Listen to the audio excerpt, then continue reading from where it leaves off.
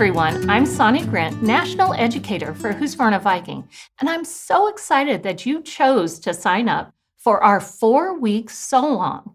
During this sew-along, we're going to make this wonderful pillow for your home, and also notice this little front cover. We're going to do 4 different front covers because the cool thing about this pillow is these covers, they just button on and off, so you can change them out however you're feeling for the week or even for the day. We're going to do 4 different ones. So besides the embroidery, we're going to do some sewing techniques. We're going to do some fun things with fabric, monograms. So got a lot to go through for these 4 weeks. Are you ready? Let's get started.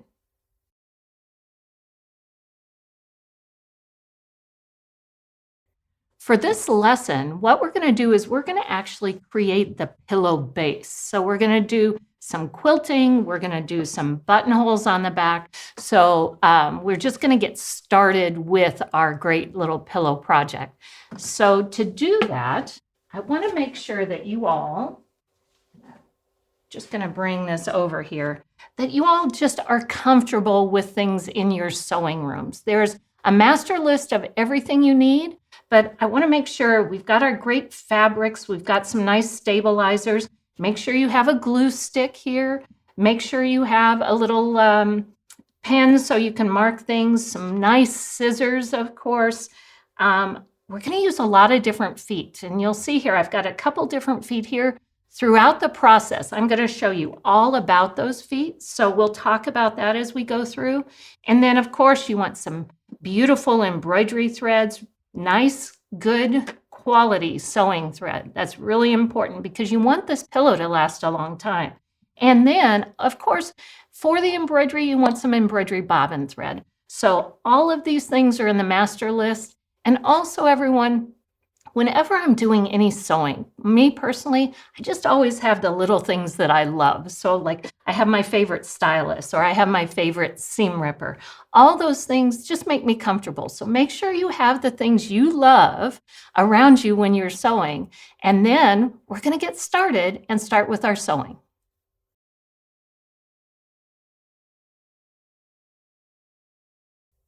So now we're ready to go ahead and start sewing our pillow top. Our pillow top is so big that what we did, so you could see in the camera, we actually are going to make a little bitty one, about 1/4 of the size of this one, so you can just see it in camera. Remember, when you're making it, you're going to make it this big. So just want to remind you of that as we go forward, because you're going to see little pieces, and that's not going to be the size of your pillow. All right, so now, what we want to do, we're going to start by making, actually, and I'm just going to show this to you again, this pillow back is what we're going to start with. So that's what you're going to start with. So you're going to take your back piece of, or your back big piece of pillow here. So this is the back, one half of the back piece. Make sure I say that right. And then we're going to flip it over and put some very nice fusible fleece. This is going to give your pillow a nice it's support for, what you're doing. Then we're going to iron on that piece of fleece and then take this little piece and fold it up so it's 1/8 of an inch from my fleece. Then I'm going to fold it again. And what that does is that's going to give that nice, and I'm just going to bring this big piece back up. It's going to make this nice piece here. So you've got a nice overlap for the back of your pillow. So that's what we're doing now. And so we want to stitch this down.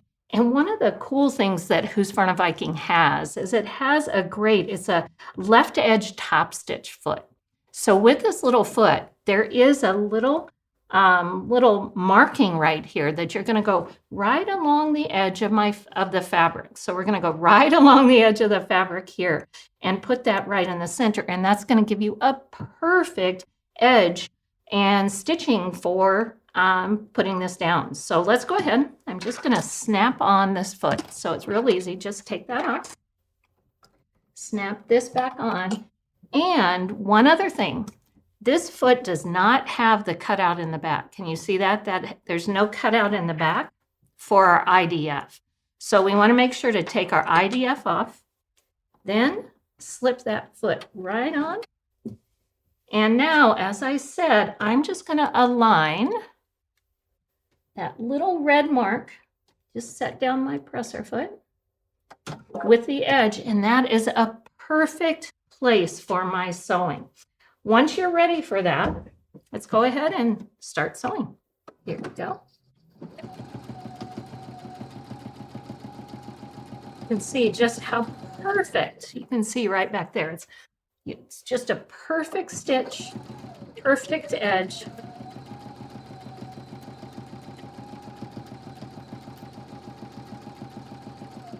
When I get done, I love my little thread cutter.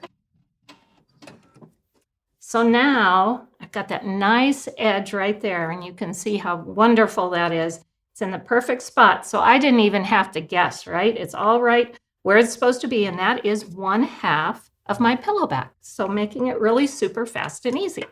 So once we have half, we want to do that same thing with the second half. So you want to do this twice, so you're going to repeat that.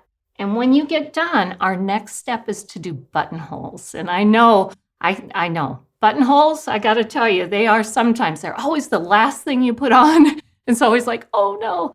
Well, I will tell you that the Designer Epic 3 has a great buttonhole attachment. It's a buttonhole foot, really, so it's not a huge attachment. And also, we just drew on our buttonholes here. But one of the cool things, again, about our HUSQVARNA Viking machine is there's a little gauge on the front of our machine. And what that's going to do is look at all these different styles, different sizes. You'll notice we got different types of buttons. Well, how do you know what size to actually, if you're like me, right? I actually have a buttonhole jar, and all my, not buttonhole, a button jar. So I have all my buttons in my button jar, and it's like I never know what size. So this little gauge is going to show me how easy it is to set up the proper size for my button. So no matter what size it is, I'm just coming over here. I can measure, and that's like a 20mm button here. That is like a 28mm button. And then this guy, this really big one, that's almost 40. So what we end up doing is we'll make our buttonhole slit length the proper size just by reading that right on the front of the machine. So now we're ready to go ahead and choose one of the great buttonholes on our HUSQVARNA Viking machine. And look at all those beautiful buttonholes you have to choose from.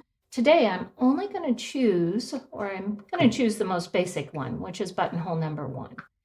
And with this, you can see right now there's no place to put in the stitch or the length of that you need for your buttonholes. So what we're going to do is we're going to take that great buttonhole foot. So you can see on the picture, it looks just like that. So we've got this great buttonhole foot. It plugs into the back of your machine, and it just plugs right into the back, right there, of my Epic 3. So once it plugs in right there, you can now see on the screen, it's showing you that you can put in the slit length for your buttonhole. Now for my buttonhole foot, let's go ahead and slide off our top stitching foot. And now I'm just going to slide on my buttonhole foot. Now, one of the cool things about this buttonhole foot, I think you guys can actually see that really good. Can you see how there's a little white area right there when I move this little red wheel? There's a white line and a red and a white little dot, and we're going to line those up, and that'll make sure that our buttonholes are perfect. And then just got a little extra piece of fabric here that I want to show you how to actually make that buttonhole, because it is super fast and easy. So just going to slide this underneath. And honestly, I like to, it's kind of hard to see right there on camera, but there's some little gauges, little marks on my buttonhole foot. I like to just put that right on the edge of my fabric. Once I get this done, and once I get that settled right there, make sure that my white line and white dot still line up. You can do one of two things at this point. You can either step on your foot control and sew, or I'm going to use the start-stop button, because with the start-stop button, It's always going to make my buttonhole perfect. And it went back, came forward. It's going to do the end. So it's scooting over and going back again. The button, look at that, hands-free. I love this because all I do is I sit back and watch. So it's really pretty cool. When it gets to the end, it's going to go ahead and make that final bar tack for me. And once I get that done, I'm just going to use my automatic thread cutter. And look at that buttonhole. Isn't that just beautiful? I think it's so pretty and super easy to work with. So what you're going to do is you're going to make 3 buttonholes for the size of button that you chose. So no matter what you're doing, it's just whatever size of button you chose, right? So this was for my little green button that I was working with earlier. So that's the good size for that. All right, everyone. So that's kind of like we've got the back done. Once you have those buttonholes done, you've got the back done.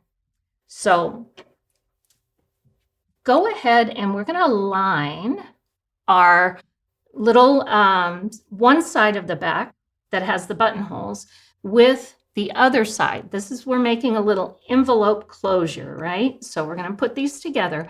And at this point, you can decide, you want to pin this, do you want to use little clips, whatever you want to do. And once you have that done, we're going to get ready and we're going to bring the front in. So we're going to just take a minute. I want to make sure you get that all done. And then we'll get going with the front of your pillow cover.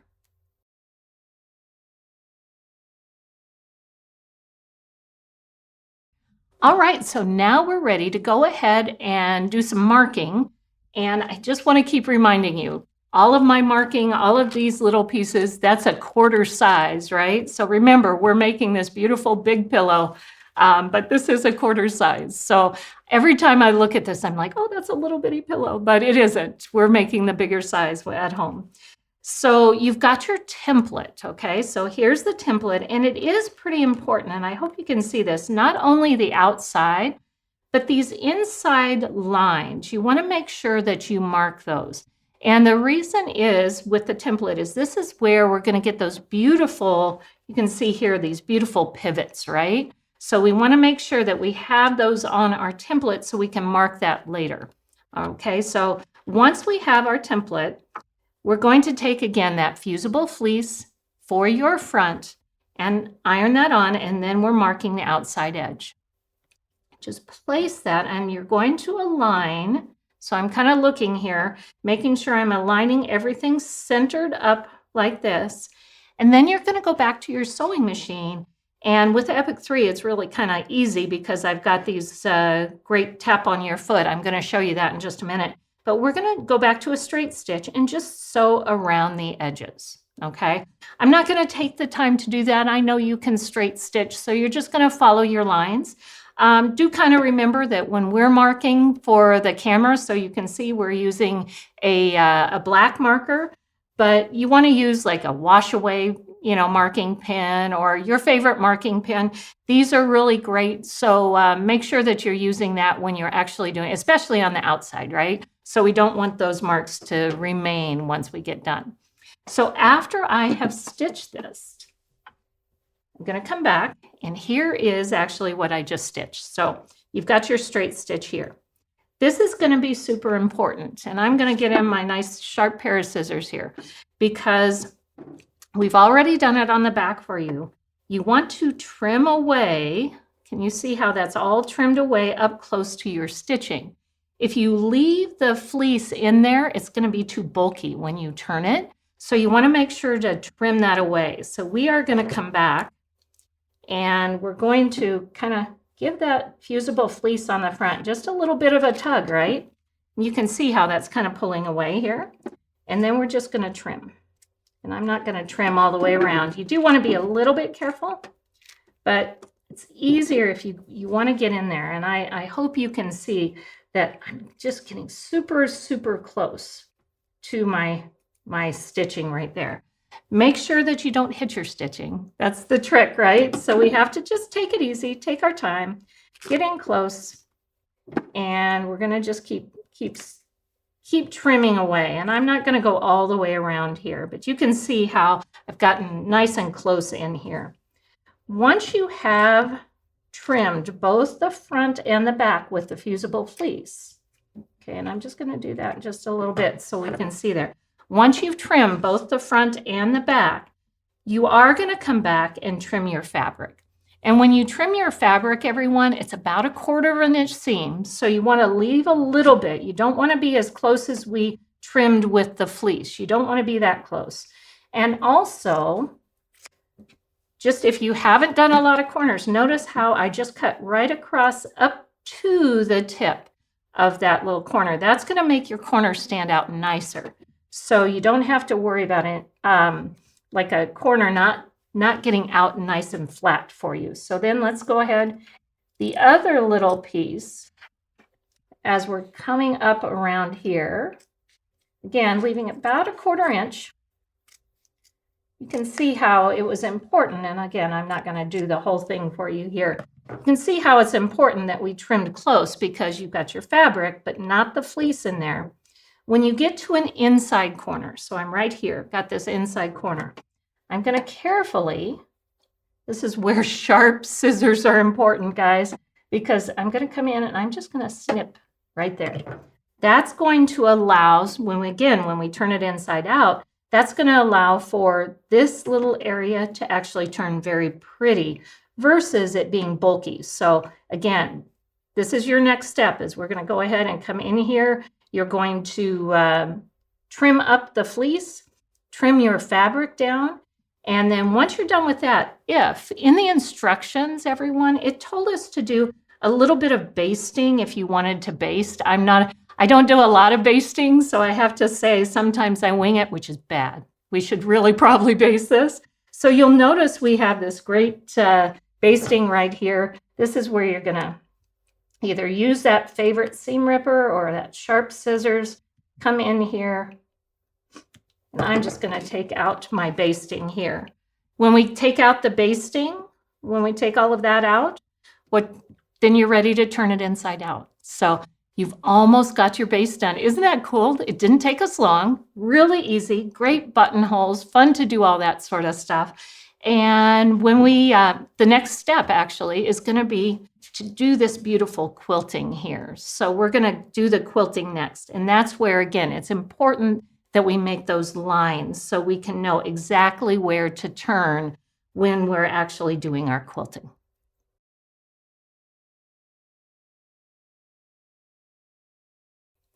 All right, we're almost finished, and our next step is to go ahead and do the outside quilting and also basically create the inside where we're going to put our pillows. So that's our next step. We're going to start with the square on the inside. So let's go ahead. I want to show you. We're going to go back to the A presser foot, and we're going to engage the IDF, which, see this little cutout here. Remember, I mentioned it before, but because there's a cutout in the A presser foot, we want to definitely use the IDF. So I'm just going to unplug my buttonhole foot and slide that off. And then just slide on my A and then engage that IDF. So super, again, we're just going back to a straight stitch, everyone. So I like to just choose the normal, again, normal straight stitch. And when I say normal, what I mean is a 2.5 stitch length. Some people, if you like it a little bit longer for a stitch like this, that's fine. It's really up to you what your preference is, but I'm just going to stick with 2.5 stitch length for this. And now that we're ready to go, I'm just going to go ahead, slide this underneath. And one other little thing, and I should have mentioned this before, but with this guide, right, so I've got my line marked here. So I've got my line marked, and I've also got, if you remember, I mentioned earlier about all of these little guys. These are our turning lines. So it's important that you mark that on your bigger piece. And this is, again, going to be on the outside. So you want to make sure you use, a wash away or some other marker that's not going to remain in. You don't want a permanent marker. But here's the thing. If you want your pillow to be a little bit, we call it fluffier, but a little bit more space, you can actually sew just a little bit on the outside. So about 1/8 of an inch on the outside of your line. If you want a more structured pillow, you can bring it in. It's your personal preference. So whatever you decide is fine. Now let's go ahead, bring this in, and I am going to sew just a little bit on the outside edge. I'm going to step on my foot control.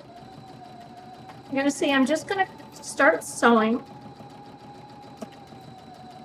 Now, when I get to the end, this is one of the things I really love. Many machines will have a needle down button, right? We have that on our HUSQVARNA Viking. But the thing that I love about how I can do this, what I'm doing is I'm just tapping my foot control. And what that gives me is, if you look at that, actually half stitch control. It moved, the needle came up, I could see how close I was, and now look at that. I have the perfect turning area. So again, we're going to use that a lot when we're doing the rest of our quilting. So I'm just going to go ahead and go real fast, get to the end here, and I've got that set. So at this point, now I've got my stitching on the inside. So this is where basically the pocket of where your pillow is going to go. Now let's go to the outside edges. And with the outside edges, I like to move my needle just a little bit. What I'm going to do is when you move your needle, the presser foot will come all the way down on the fabric, but the needle's going to be in just a little bit. By doing that, you have more pressure on the fabric, and it's going to make your fabric move easier. And especially when you've got a heavier piece like this that's got the quilting going on with it. So when I come here, I'm going to use the outside of my presser foot. So the right side of my presser foot is actually going to be what I'm going to guide along every edge. And when I do that, I'm going to go ahead and move my needle all the way to the left. And I know that was really hard to see, but there's one button, moves it right to the left. Gotta love it. So fast and easy. When I start sewing, here's the beauty again. Just going to go a little bit slower. Actually, I'm kind of sometimes am what I call a zoomer. I don't want to go too fast, so I'm actually going to use the speed control, slow myself down so I can't go any faster. And then when I get to this edge, remember, stitch by half stitch control just by tapping right on that line. And now I'm going to be ready to sew again. So I love, love, love. Can you see why? First of all, those lines are so extremely important because when you get close, you know, okay, well, better slow down, better tap that foot, make sure that I'm just right on the line for my turn. And then we're going to keep on going. So if you've never done much quilting like this before, this is a great place to start. Super easy, and also again all those great guidelines to allow us to make sure that like when you do echo quilting, you're going to be just perfect.